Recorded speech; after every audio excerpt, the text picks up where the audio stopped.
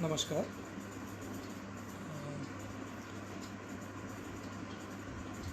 जैसा कि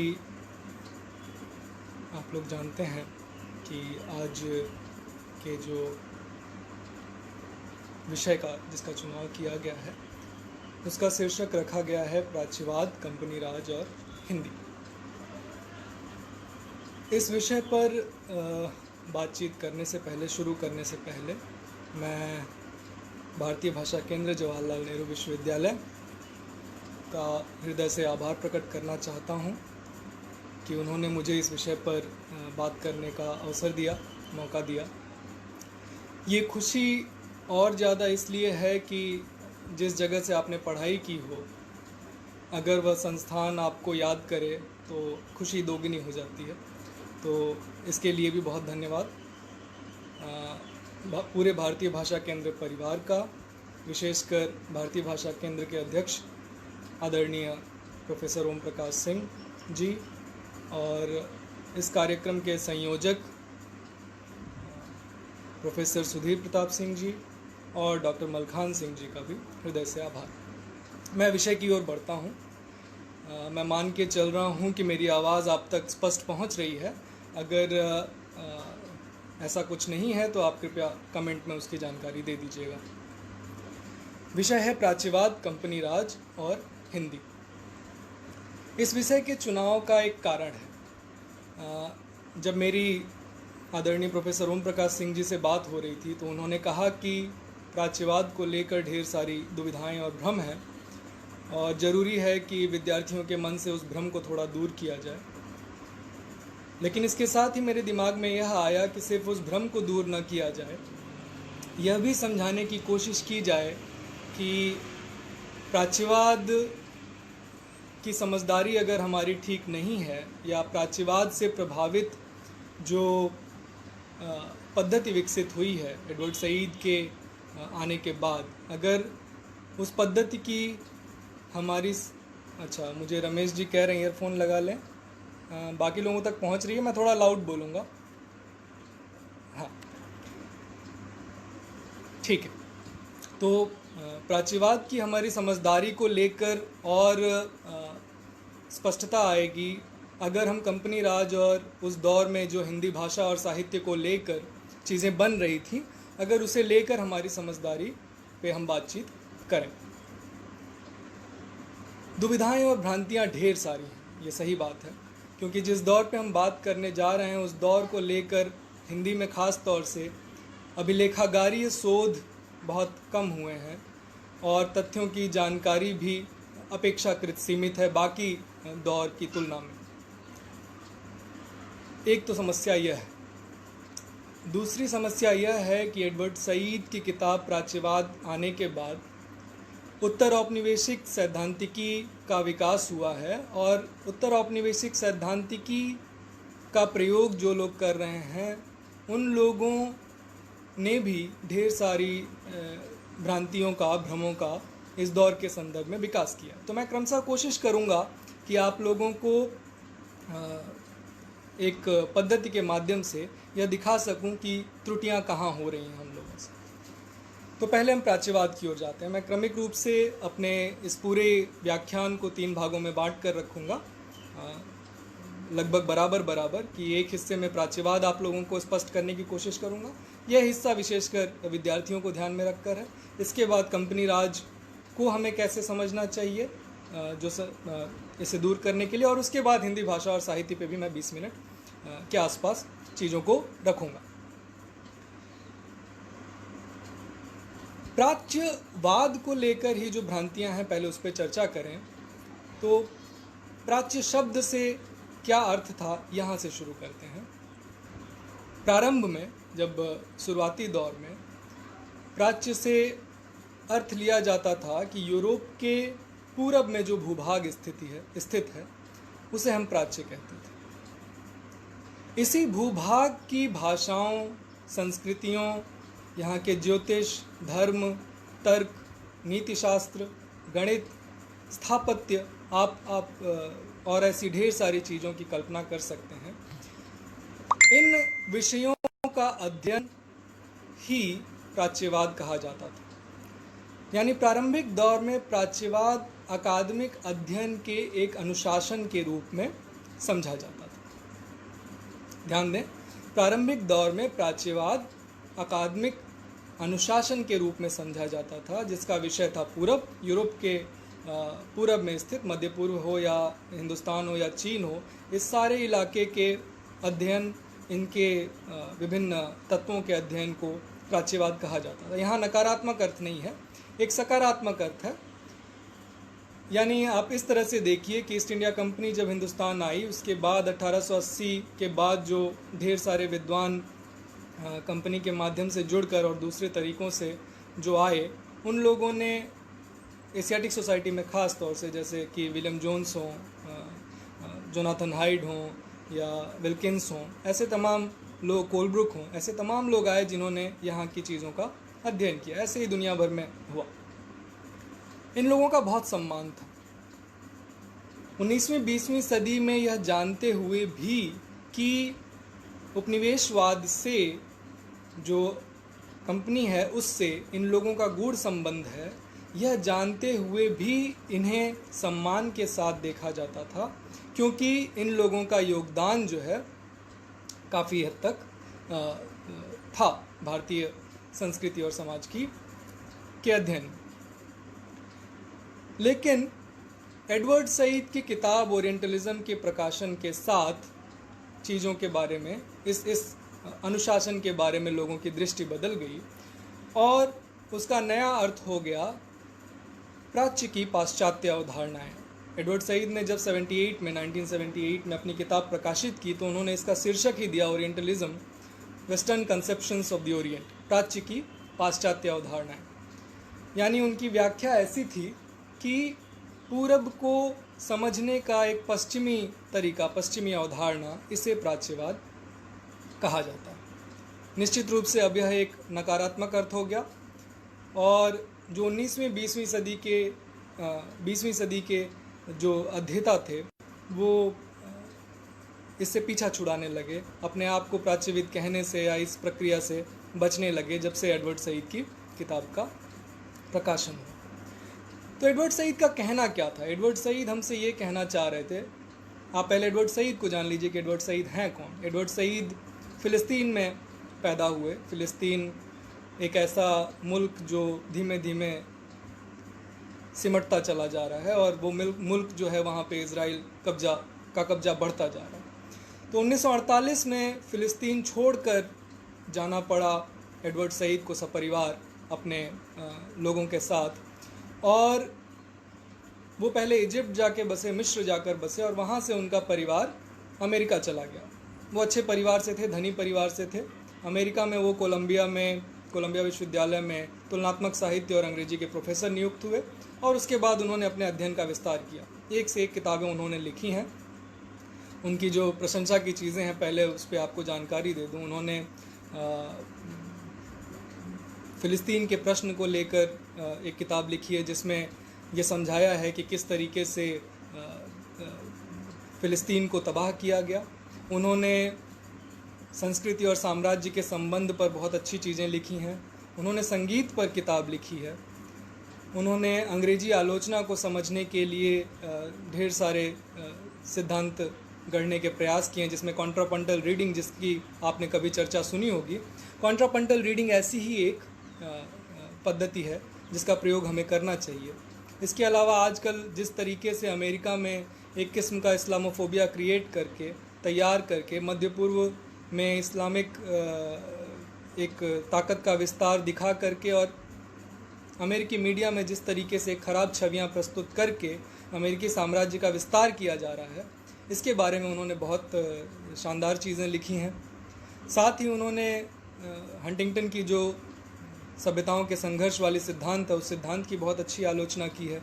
उन्होंने इतिहास के अंत की जो धारणा थी उसको खंडित करने का प्रयास किया। तो उनके योगदान ढेर सारे।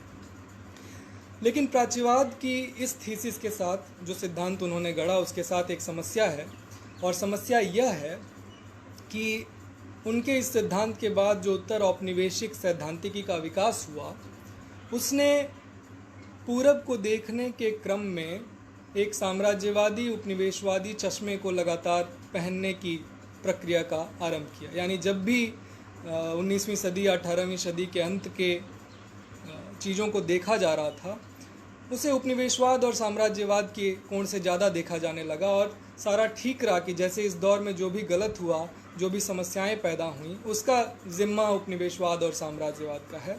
इस दृष्टि से चीज़ों को देखा जाने लगा। यह एक बड़ी समस्या थी। इसीलिए एडवर्ड सईद के इस सैद्धांतिकी का ज़बरदस्त विरोध हुआ। भारत के 3 प्रमुख विद्वानों ने इसका खुलकर विरोध किया, जिनके नाम से आप परिचित होंगे, एजाज अहमद, इरफान हबीब और सुमित सरकार। मैं इनकी बात करने से पहले आपको फिर से बता दूं, प्राच्यवाद पहले एक सकारात्मक अर्थ के रूप में जाना जाता था, यानी अकादमिक अध्ययन के एक अनुशासन के रूप में जाना जाता था, जिसमें विषय था पूरब और पूरब की भाषाओं, संस्कृतियों इत्यादि का अध्ययन किया जाता था। लेकिन परवर्ती दौर में यह हुआ कि जब से एडवर्ड सईद की किताब आई, प्राच्यवाद को प्राच्य की पाश्चात्य अवधारणाओं के रूप में समझा जाने लगा और यह इतना अधिक बढ़ गया कि लोग इससे पीछा छुड़ाने लगे। बुद्धिजीवियों को यह लगने लगा कि उन्हें अगर प्राच्यवादी कह दिया गया तो यह एक नकारात्मक चीज़ हो जाएगी। 1-2 संस्थान, महत्वपूर्ण संस्थान इस चीज़ से पीछे नहीं हट रहे हैं, जैसे कि ऑक्सफोर्ड में जो ओरिएंटल स्टडीज़ सेंटर है वो अभी भी अपने नाम में ओरिएंटल रखा हुआ है, या school of oriental and African studies जो है SOAS यूनिवर्सिटी ऑफ लंदन का, उसने भी अपने नाम में रखा हुआ है। और हिंदुस्तान में भी प्राच्य संस्थान के केंद्र अभी भी बने हुए। तो यह जो परिस्थिति निर्मित हुई, उसकी आलोचना आरंभ हुई और भारत के इन 3 विद्वानों जिनका मैंने नाम लिया, इन्होंने शानदार आलोचना प्रस्तुत की। इरफान हबीब ने कुछ उदाहरण देकर यह साबित करने की कोशिश की कि यह हर जगह लागू नहीं होता और मध्य पूर्व को आप जैसे देखते हैं वैसे ही पूरी दुनिया को नहीं देख सकते। इरफान हबीब ने हमें यह भी समझाने की कोशिश की कि प्राच्यवाद की जो सईदी थीसिस है, सईद ने जिस तरह से इसे स्थापित करने की कोशिश की है, उसके बाद हो यह रहा है कि औपनिवेशिक दौर को एक ही कोण से देखा जा रहा है, जबकि किसी भी दौर में ढेर सारे अन्य प्रभावी कारक होते हैं। यानी 19वीं सदी को हमें समझना है तो सिर्फ हम कंपनी और अंग्रेजी साम्राज्य को देखेंगे, ऐसा नहीं है। हिंदुस्तान के अतीत के साथ और उस दौर में उत्पादन शक्तियों के बदलाव के साथ, उत्पादन संबंधों के बदलाव के साथ, राष्ट्रवाद के विकास के साथ ढेर सारी नई चीज़ों का विकास होता है और उनके प्रभाव में भी दौर को देखना चाहिए, सिर्फ औपनिवेशिक चश्मे से चीज़ों को नहीं देखना चाहिए। हबीब ने इस दृष्टि से सईद की आलोचना की और बताया कि सईद ढेर सारे ऐसे उदाहरण लेकर के आते हैं और किसी को भी अपने परिभाषा की प्राच्यवादी छवि चस्पा कर देते हैं जो उन्हें अपने पक्ष में अनुकूलित करने लायक लगता है। लेकिन वास्तविकता यह है कि कोई भी दौर अन्य और भी प्रभावों से संचालित होता है। यह जरूर है कि सर्वाधिक प्रभाव अपनी उपनिवेशवाद का और साम्राज्यवाद का रहा होगा, लेकिन उसके अलावा जो प्रभाव थे उन्हें भी देखने की ज़रूरत है।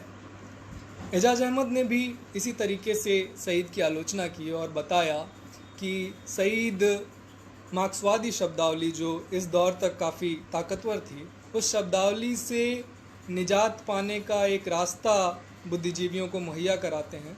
सांस्कृतिक चीज़ों से टकराना जहाँ संभव है, लेकिन मार्क्सवाद की शब्दावली से मुक्त होकर संभव है। इसके कारण सईद बहुत पॉपुलर हुए, ऐसा एजाज अहमद तर्क देते हैं और बताते हैं कि एजाज सईद जो हैं एक विमर्श के रूप में प्राच्यवाद को स्थापित कर देते हैं और उस विमर्श को इतना पीछे तक खींच के ले जाते हैं जब फूको ने भी विमर्श की परिकल्पना नहीं की थी। तो ये दूसरी आलोचना उन्होंने उनके बारे में की। यह इन थ्योरी नाम की एजाज अहमद की पुस्तक है, उसमें उन्होंने यह लिखा है और भी ढेर सारे लोगों ने आलोचना की। हरीश त्रिवेदी ने तो इसे गम इस्लाम तक कह दिया और सुमित सरकार का मैंने आपके सामने नाम लिया।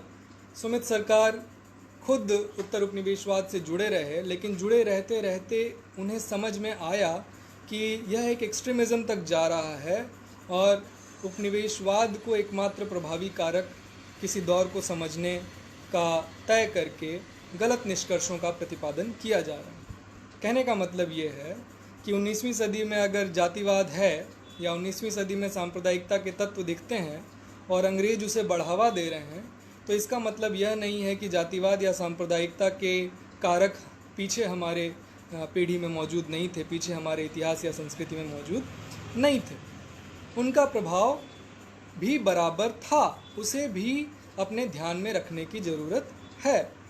लता मनी और कई लोगों के लेखन का अध्ययन करके बताते हैं वो कि इन लोगों के लेखन से ऐसा लगता है कि सती प्रथा का अंग्रेज़ों को विरोध नहीं करना चाहिए क्योंकि वो भारतीय परंपरा का एक तत्व था।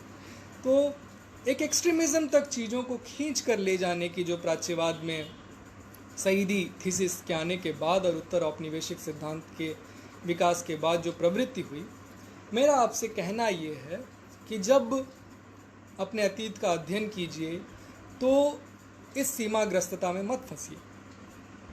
बुद्धिजीवी का काम है, अध्येता का काम है कि वो पूरे चेहरे को स्पष्ट करने की कोशिश करे। अगर हम चेहरे का 70% ही बता रहे हैं और 30% छोड़ दे रहे हैं तो यह भी एक किस्म के असत्य का विस्तार है, और इस विस्तार को बढ़ावा देने से हमें बचना चाहिए। किसी भी दौर को समझने के लिए जितने प्रभावी कारक हो सकते हैं उन सारे कारकों को ध्यान में रखना चाहिए। मैं बाकी आलोचनाएं छोड़ रहा हूं। मैं मान के चल रहा हूं कि आपको प्राच्यवाद की को लेकर जो बहस है उस बहस का एक अंदाज़ा मिल गया होगा। अब देखते हैं कि कंपनी राज और हिंदी के संबंध में इसे कैसे देखना चाहिए। सबसे पहले कंपनी राज को देखते हैं। यानी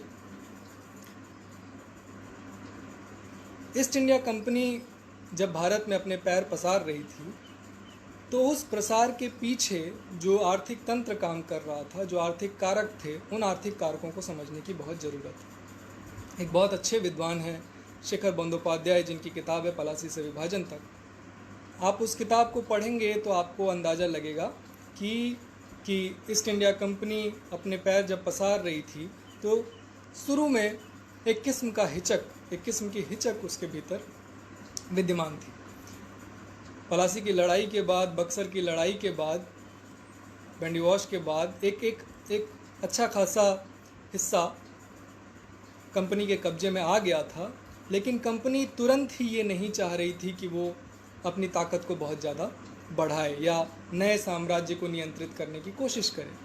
कंपनी की आकांक्षा यह थी कि जो हिस्सा उसके कब्जे में है, और अंग्रेजी साम्राज्य से भी उसे इसी तरह की हिदायत थी कि जो हिस्सा उसके कब्जे में है पहले उसे ठीक से व्यवस्थित करने की कोशिश की जाए।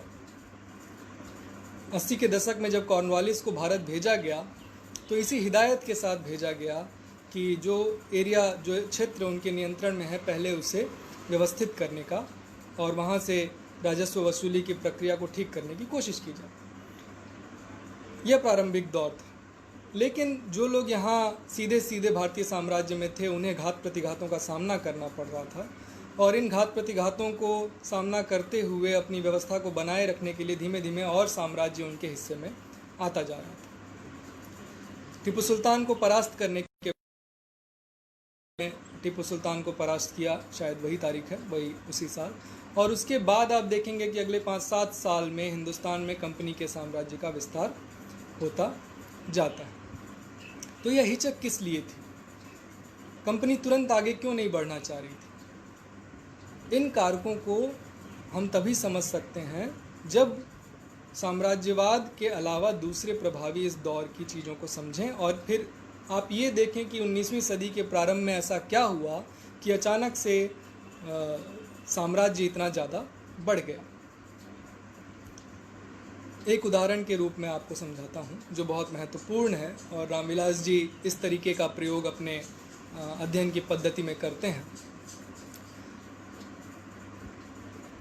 18वीं सदी के उत्तरार्ध से 19वीं सदी के पूर्वार्ध में जो परिवर्तन आता है, इसे आप एक संक्रमण के दौर के रूप में समझिए। यानी व्यापारिक पूंजी से औद्योगिक पूंजी का जो संक्रमण है।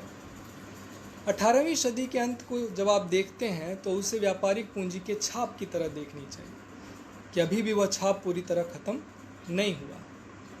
और 19वीं सदी के पूर्वार्ध को जब आप देखते हैं तो आप औद्योगिक पूंजीवाद के साथ जो आक्रामकता का विस्तार हो रहा था उसे भी ध्यान में रखा जाना चाहिए। कंपनी ने जो लूट मचाई थी, जो हिस्सा उनके नियंत्रण में था 18वीं सदी के उत्तरार्ध में, उस लूट का फ़ायदा यूरोप में, इंग्लैंड में ढेर सारे ऐसे लोगों के पास पहुंचा जो उसको औद्योगिक पूंजी हेतु उपयोग में ला सकते थे, और यह प्रक्रिया शुरू हुई। यानी नए उद्योग धंधों का इंग्लैंड में जो विकास शुरू हुआ वैज्ञानिक आविष्कारों के बाद, उसका परिणाम यह हुआ कि कंपनी के एकाधिकार को तोड़ने की मांग बहुत तेज़ी से बढ़ने लगी, क्योंकि अब जो मुनाफा तैयार हो रहा था औद्योगिक पूंजी से निश्चित रूप से मुनाफा बहुत तेज़ी से होने वाला था, और इस मुनाफे में जो भी बाधा था, जैसे कि ईस्ट इंडिया कंपनी का पुराना व्यापारिक तरीका जो था वह एक बाधा स्वरूप था, तो ये जो भी बाधाएं थीं उस बाधाओं को औद्योगिक पूंजीपतियों को, औद्योगिक पूंजीवाद को दूर करना था और कंपनी के एकाधिकार को तोड़ने का प्रयास करना था। तो ये जो नए किस्म की औद्योगिक पूंजी का विकास हुआ उसने 19वीं सदी में एक किस्म की आक्रामकता को जन्म दिया और साम्राज्य तेजी से बढ़ता गया। तो 19वीं सदी के बुद्धिजीवियों को, कंपनी राज के बुद्धिजीवियों का या कंपनी के संस्थानों को जब आप समझते हैं तो इस प्रभाव को ध्यान में रखना है, और 18वीं सदी के बुद्धिजीवियों को एशियाटिक सोसाइटी पे या दूसरी चीज़ों पे जब आप विचार करते हैं तो इस प्रभाव को ध्यान में रखना है। अब आप सोचिए कि सिर्फ औपनिवेशिक तंत्र को ध्यान में रखेंगे तो कितना कुछ हमारी नज़र से ओझल हो जाएगा। उत्पादन संबंधों के बदलाव और नई वैज्ञानिक और दूसरे आविष्कारों की वजह से जो बदलाव है उन्हें ध्यान में रखना है। इसी दौर को एरिक हॉब्सबॉम कहते हैं 18वीं सदी के आखिरी 20 वर्षों को कि पूंजीवाद टेक ऑफ करता है।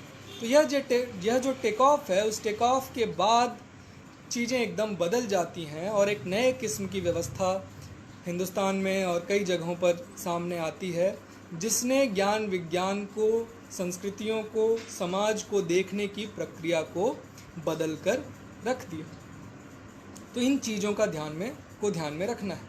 यानी एशियाटिक सोसाइटी को देखिए तो पुरानी परंपरा का भी ध्यान में रखिए, सामंतवाद को भी ध्यान में रखिए, 17वीं 18वीं सदी की जो व्यापारिक पूंजी से जो एक किस्म की एक्सप्लोर की करने की जो संस्कृति थी उस संस्कृति को ध्यान में रखिए। लेकिन जब 19वीं सदी पे आइए तो आपको पूंजीवादी आक्रामकता को ध्यान में रखना होगा ताकि चीज़ें और ज़्यादा स्पष्ट हो सकें।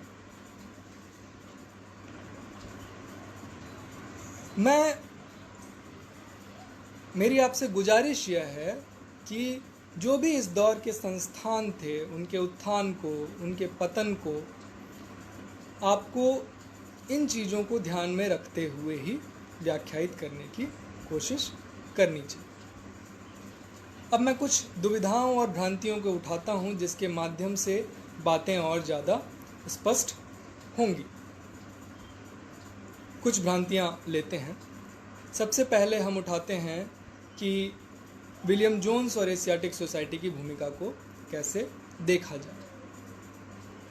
अगर आप एडवर्ड सईद और उसके बाद उत्तर औपनिवेशिक सैद्धांतिकी के साथ विकसित जो दृष्टि है, उसका जो एक्सट्रीमिज़म है, जो ये सबके साथ नहीं है, ध्यान रखिएगा, उसका जो एक्सट्रीमिज़म है, उस एक्सट्रीमिज़म के साथ जिस संस्कृति का विकास हुआ उसके तहत आप विलियम जोन्स को देखेंगे तो आप उनमें साम्राज्य के तत्व ही ज़्यादा ढूंढते रह जाएंगे। लेकिन जिस दृष्टि की मैंने अभी बात की, उस दृष्टि से अगर आप उस दौर को देखेंगे तो आप साम्राज्यवाद के साथ जोन्स के जो संबंध हैं उसे तो आप स्पष्ट करेंगे ही करेंगे, जो भी जैसा भी उनका संबंध रहा है।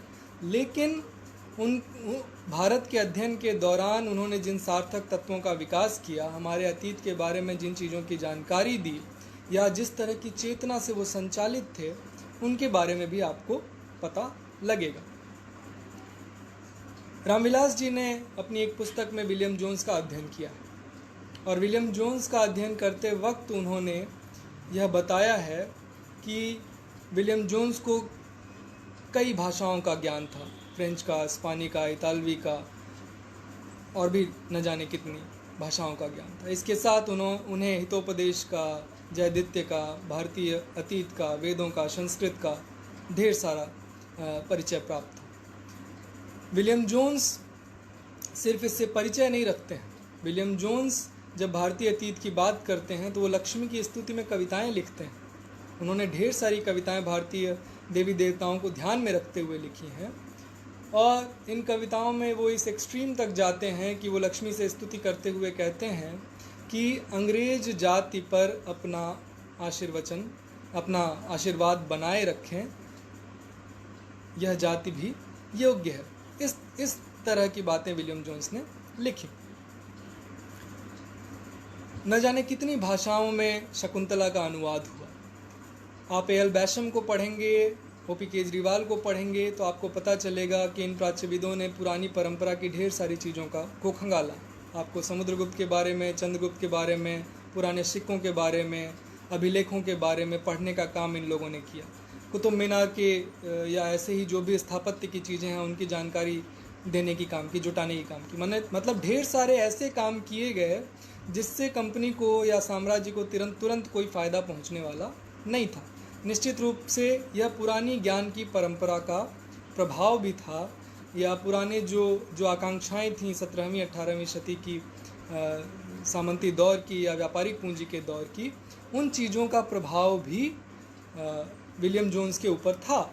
आप विलियम जोन्स को वैसे ही नहीं देख सकते जैसे कि आप मैकाले को देखते हैं या जैसे कि जॉन गिलक्रिस्ट को देखते हैं। क्या अंतर का कारण क्या था? आप क्या एक ही पंक्ति में सबको व्याख्यायित करेंगे? ट्रेवेलियन को क्या वैसे ही समझा जाएगा जैसे कि जोन्स को समझा जाता है? ऐसा हम नहीं कर सकते। ट्रेवेलियन या मैकॉले में अगर एक आक्रामकता आई तो उसे औद्योगिक पूंजी से भी जोड़कर देखा जाना चाहिए कि जब औद्योगिक पूंजी की आक्रामकता आई तो अंग्रेजी साम्राज्य में भी एक किस्म की आक्रामकता आई। राष्ट्रवाद की चेतना वहाँ ज़्यादा बढ़ी, दूसरों को हीन देखने की चेतना ज़्यादा बढ़ी, अपने आप को ज़्यादा सभ्य दिखाने का प्रयास किया जाने लगा, ईसाईयत के प्रसार की भावना ज़्यादा बढ़ी, अंग्रेजी भाषा और अंग्रेजी पद्धतियों को थोपने का काम ज़्यादा होने लगा।